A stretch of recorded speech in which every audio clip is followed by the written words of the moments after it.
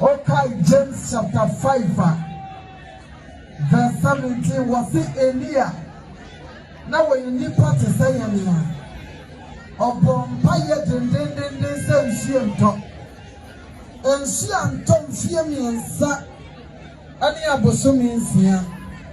Osa kasai na nsuo toy.